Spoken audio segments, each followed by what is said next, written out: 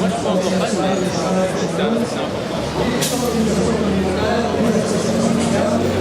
suivi d'ailleurs, un objectif, c'est de non à un peu, non à sa réforme, exiger la pouvoir de l'histoire de l'Assemblée aujourd'hui, l'essentiel aujourd'hui se tient les audiences publiques par la Commission nationale de l'examen sur l'assurance emploi qui a été soumis par le gouvernement québécois.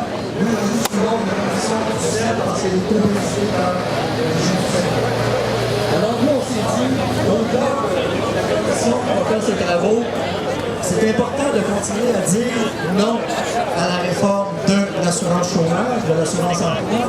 Et c'est important de dire que la lutte qu'on a commencée ces derniers mois, même toute la dernière année, elle n'est pas terminée.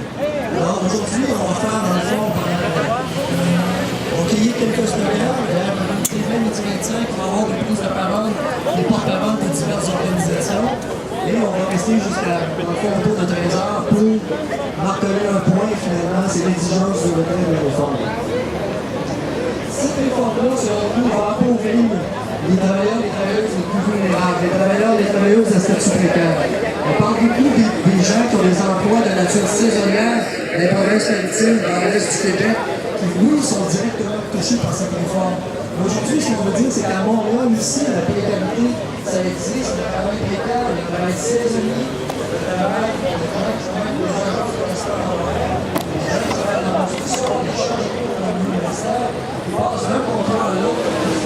C'est pas des gens qui ne sont pas obligés d'avoir recours au régime d'assurance chômage, donc eux aussi sont visés par la réforme encore. Alors, on réaffirme notre opposition, on commence aussi à dire qu'on en veut plus. On commence à aller aux exigences parce que dans le fond, ce qu'on veut, nous, c'est un régime de protection sociale, un régime universel d'assurance chômage qui donne une bonne couverture à tout le monde quand il y a besoin.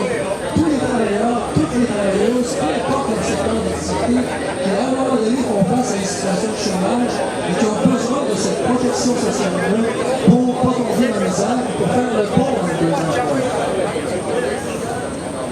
Alors, je vais vous inviter à lire quelques slogans, qui ont été distribués. Je ne serais pas surpris ou surprise.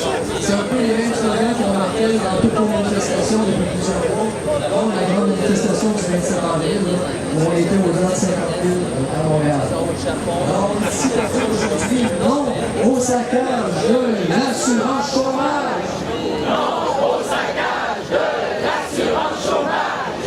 Non au saccage de l'assurance chômage.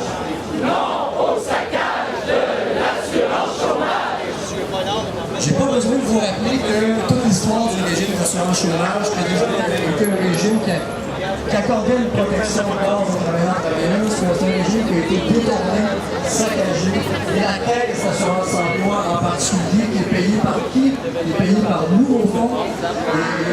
L'argent a été détourné à hauteur de 57 milliards sur une période de 13 ans entre 1996 et 2008.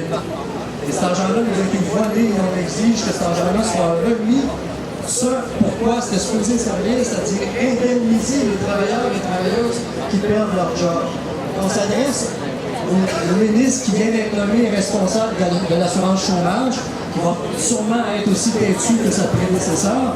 Mais néanmoins, on s'adresse à lui en disant « Jésus, Kenny, où sont partis nos milliards? » Jésus, Kenny, où sont partis nos milliards? L'assurance chômage, c'est un droit qu'on a gagné. L'assurance chômage, c'est un droit qu'on a gagné. L'assurance chômage, une assurance qu'on a payée. L'assurance chômage, l'assurance qu'on a payée. La réforme Harper, un cadeau pour le patronat.